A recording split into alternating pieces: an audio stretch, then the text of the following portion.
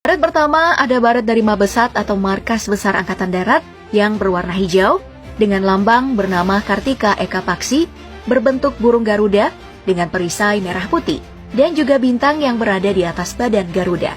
Lambang ini memiliki arti prajurit tiada tanding seperti sebagaimana harapan seluruh rakyat Indonesia pada Satuan Angkatan Darat.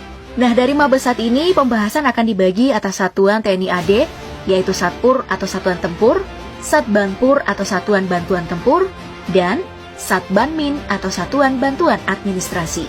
Dalam Satuan Tempur ada Korps Infanteri dengan baret berwarna hijau yang merupakan pasukan terbesar dan menjadi kekuatan tempur utama Angkatan Darat. Di baret pasukan ini terdapat lambang senapan dan juga sangkur yang saling menyilang dengan nama Yuda Wastu Pramuka yang memiliki arti pasukan utama atau pasukan terdepan.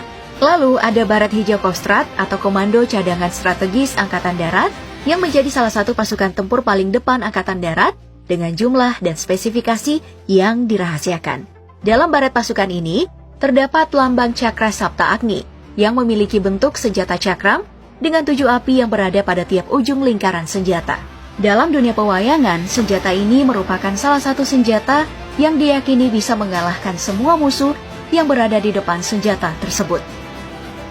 Selanjutnya, dalam jajaran pasukan tempur Angkatan Darat ada pasukan Rider yang memiliki baret berwarna hijau lumut dengan lambang perisai merah putih beserta petir dan juga sebuah sangkur.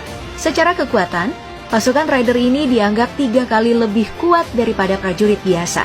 Kemampuan ini memang diperlukan bagi para pasukan Rider karena tugas mereka adalah penyerbuan yang harus dilakukan sesuai motto pasukan Rider, yaitu cepat, senyap, tepat.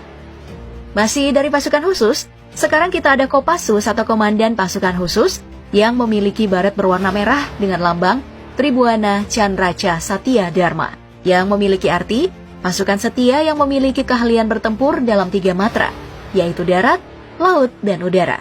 Soal kekuatan, pasukan ini dianggap sebagai salah satu satuan terkuat Indonesia dan bahkan pernah masuk sebagai pasukan khusus terkuat di dunia.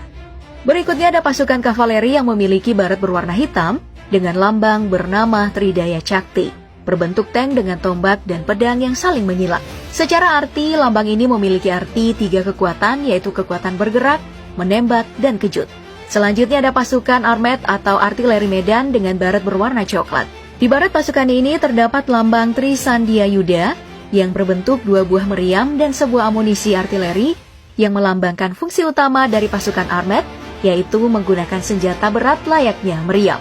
Yang terakhir dari Satuan Tempur Angkatan Darat, kita ada pasukan Arhanut atau Artileri Pertahanan Udara yang memiliki baret berwarna coklat dengan lambang Viati Rakca Bala Cakti yang memiliki arti prajurit sakti penjaga angkasa.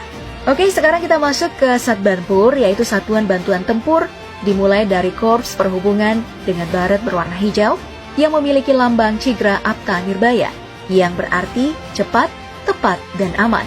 Lambang ini merupakan salah satu identitas penting dari Korps Perhubungan yang merupakan salah satu Satbanpur atau Satuan Bantuan Tempur yang bertanggung jawab dalam menyampaikan dan menjaga informasi sebaik mungkin sesuai dengan arti lambang milik baret mereka. Selanjutnya ada Korps Zeni yang memiliki baret hijau dengan lambang Yuda Karya Satya Bakti yang berarti mengabdi dengan kesetiaan terhadap tugas di masa perang dan di masa damai. Ya, arti ini memang cocok dengan tugas utama dari Korps Zeni, yaitu dengan bidang konstruksi dalam segala bidang, mulai dari bangunan, area latihan, hingga jebakan perang. Lalu ada pasukan penerbat atau penerbang Angkatan Darat dengan baret berwarna hijau dan lambang Wira Amur, yang berarti pahlawan udara.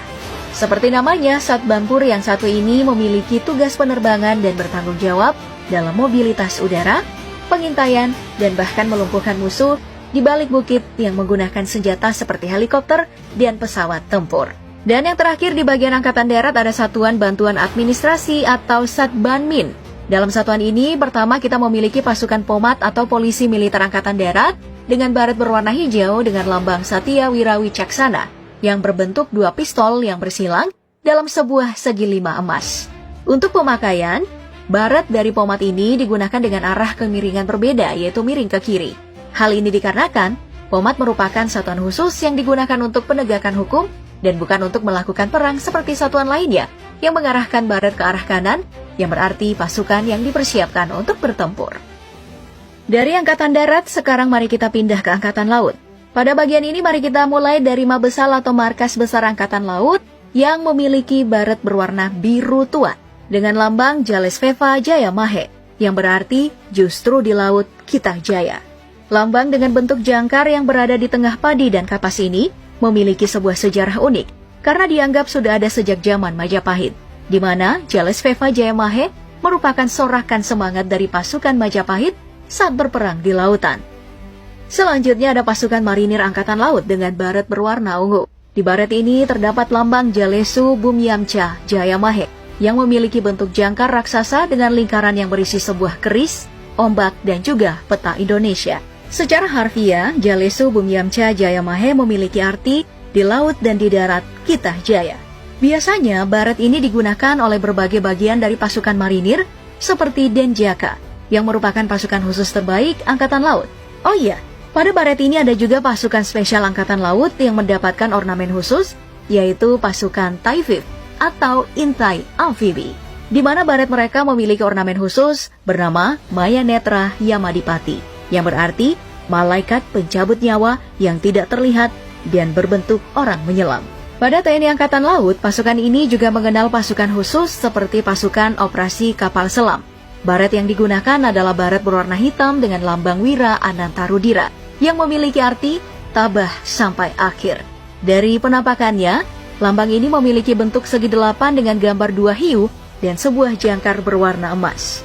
Selain itu, pasukan khusus lain dari Angkatan Laut ada pasukan penerbal atau penerbang Angkatan Laut dengan baret berwarna biru tua yang memiliki lambang Dharma Calakaca Putra yang berbentuk dua ekor burung saling berhadapan di depan sebuah jangkar dan juga kapal perang.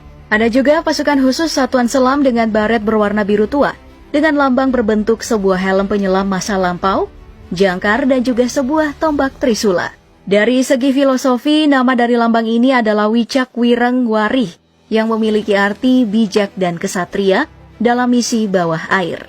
Membahas pasukan khusus Angkatan Laut, kita tentu tidak melupakan Kopaska atau Komandan Pasukan Katak yang menjadi salah satu pasukan elit Indonesia yang disegani dunia. Mengenai baret, pasukan yang satu ini memiliki baret berwarna merah dengan sebuah lambang unik berbentuk katak yang memegang trisula berlatar sebuah jangkar bersayap. Dalam lambang tersebut ada juga tulisan Tanhana Wigna Tansirna yang merupakan semboyan Kopaska yang memiliki arti tak ada rintangan yang tak bisa dilalui.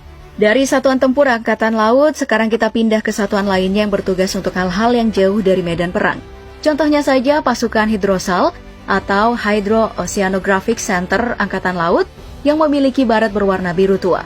Fungsi dari satuan ini adalah survei, penelitian, dan pemetaan laut di wilayah Indonesia. Selain pasukan Hidrosal, ada juga pasukan Pomal atau Polisi Militer Angkatan Laut yang memiliki baret berwarna biru dengan lambang Witsna Wira Widayaka, yang artinya penegak hukum yang kesatria, arif, dan bijaksana. Dari segi bentuk, lambang dari baret Pomal ini adalah jangkar dan juga dua buah revolver yang disilangkan atau bersilangan. Seperti Pom AD dan Pom AL, ini juga menggunakan baret miring ke kiri.